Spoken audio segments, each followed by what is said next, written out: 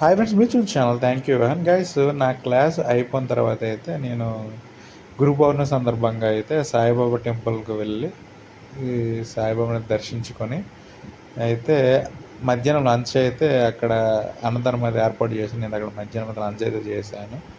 ఒకసారి అయితే వ్లాగ్ అయితే చూడండి గైస్.